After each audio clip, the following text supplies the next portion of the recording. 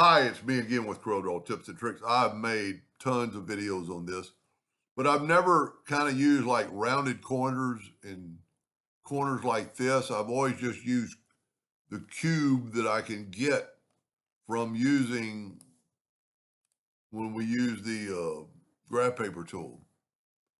But if you don't have to do this, but if you make your graph paper 10 by 10 and make it 10 inches, each square is 1 inch. So you could draw a bunch of 1 inch circles, and you don't have to do this, but you could have a bunch of circles ready and then just control D, and then just start drawing. And let's say you want the first one a square, but you want the other one to have a rounded corner. I'm pretty sure this is going to work because if we go up to group and ungroup them, these are individual squares. So we could take this one, shift select the square, go EC. That's going to put it in the center of that little square, and then just kind of use your imagination what it should look like, and you have a rounded corner. And we could do more of a round than that, but I don't really think so. So let's say we want to come back, it's best to shift select or have that selected, shift select that and go EC. No, I was just the opposite. Select that, shift select that and go EC. It's the last thing you select as your anchor point. So there we have like two rounded corners. Now you could go some more and use the 2-point line. Now this will kind of get messed up when we use the envelope tool, but it's still going to add some flair or whatever you want to call it to your drawing. And for the video, I'm not going to do too much of it. We've got to come back up here, and I'm going to use a rounded corner on that one just to kind of show you that it works. So remember all the circles we had, and I'm going to select that, shift select that, and go EC. And then just smart fill what you think needs to be smart filled to make that corner. Then we're going to go down and, you can always meet, you can have two designs going at the same time. You don't have to just, well, I've already gone up and over, I can't do anymore. Well, you've got all this room down here. You could actually cross inside of it. So in the rest, I'm not going to do anything special. I would maybe stay away from the edges.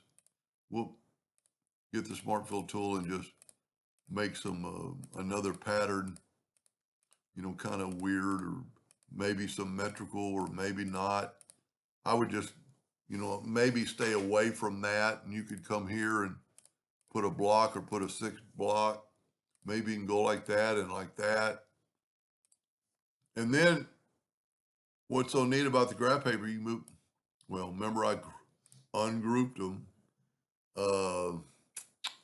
That's kind of a mistake, I guess.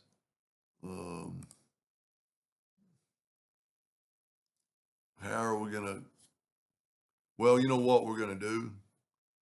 Easily go to edit, find and replace, have this black selected from selection, find all, control G to group them, and then you can just move it out of the way and you have that. And see, that's what's left. Now I would ungroup them and then select them all and weld them.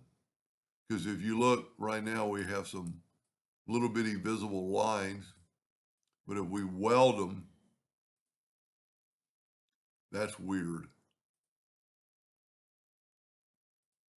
Okay, I must have hit something else. Now here's our envelope shape, and you could, do it two different ways. You could have it like that. I'm going to make a duplicate of it and then mirror the duplicate and maybe do it again with like this. So I'm going to open up the envelope docker. I'm going to go ahead and close down, find and replace, effects, envelope, place inside form, and then shift select the form and go EC. I'm saying the letters E and I'm saying the letter C. Then move that over. Control D. You know what? Let's don't do that yet. Let's, I'm going to get rid of my circle.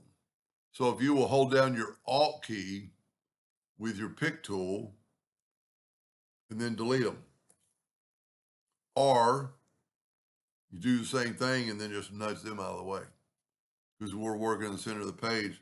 I'm going to Control D, Alternate C, and rotated that 20 degrees. And look at the pattern that you created. And hopefully you'll have a little more artistic ability than mine. I don't really like the plus sign, but you've got that, and let's group that together, make it a little smaller, and then we didn't envelope this one yet, so I'm going to shift select that.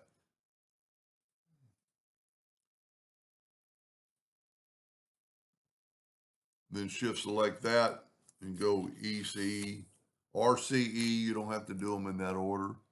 And remember, we're still working for the center of the page, so Control D, Alternate C, rotated that 20 degrees. This video isn't really about this. This video is about making those rounded corners and 45-degree corners. But look at the difference in the graphic, versus their up top or up bottom. I hope I grouped this together, and I did, so I can make it a little bit. You know what I'm going to do? We're working the center of the page, so I can move that out of the way, and I'm going to go ahead and group this together or weld it, and it's together now, and then put this back with P, and then make it a little bit closer by holding down the shift key and have it grow outwardly. I'm kind of disappointed in my crosses. Well, I didn't mean for them to be crosses, but then fill it in with yellow and fill it in with yellow, take away the outlining if there any, and let's get a black box effect and just see see what a rectangle, fill it with black, object, order, back of page. And the yellow really makes it stand out. So the top one isn't connected where the bottom one's connected. On the smaller one, the top's connected and the bottom's not. And I was going to add one more thing, and I forgot about it. If we would make this, you don't have to stay with this 10 by 10. Let's say you get out here and you're filling this in, and you get here and you fill that in and fill that in, fill that in, fill that in, and you go, man, I wish I could go one more block. We'll just take one more block and hit the plus key and snap it to there.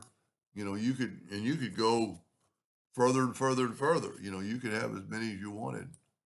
You don't have to stay within that boundary of the 10 by 10. You could make your graph paper any size, but just think about that next time and you run out of space because you're coming up this side and you want to take a right-hand turn, that you could go further. You can do anything as long as you stay within, let's do a really simple one. And let's just do this. But once again, I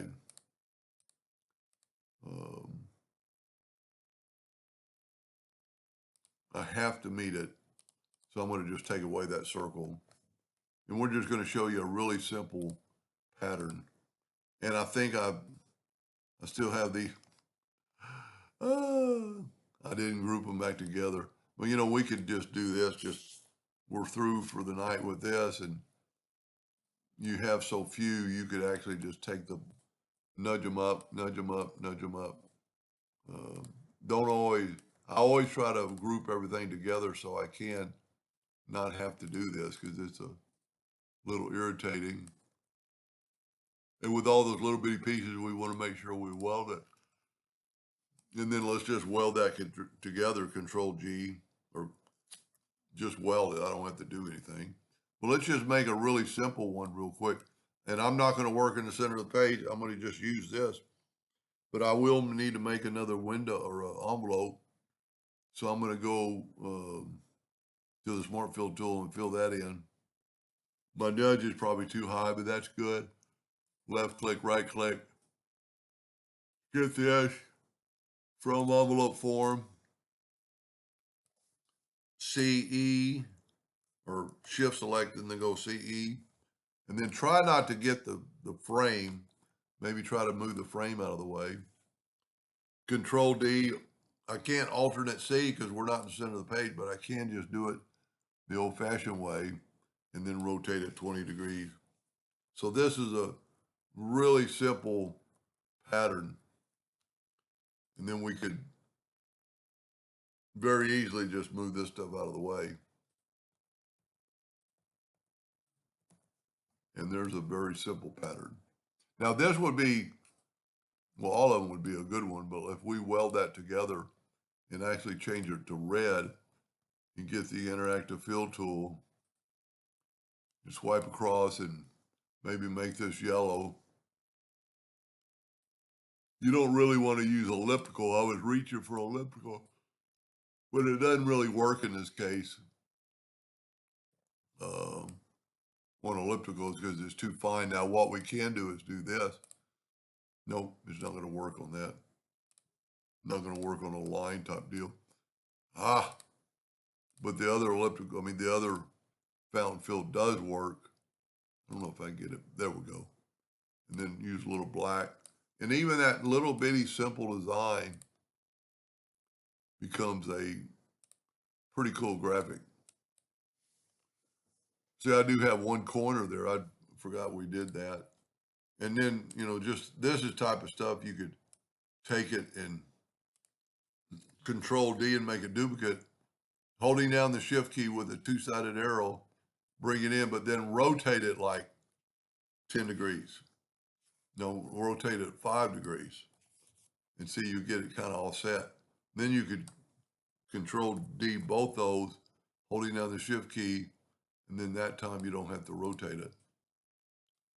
And see, it looks, for a little bitty simple drawing, that's pretty cool graphic. Anyway, hope that was a little bit, the main part of my video was the circles and the slanted line to get rounded corners. Anyway, thank you for watching. Hope that helped.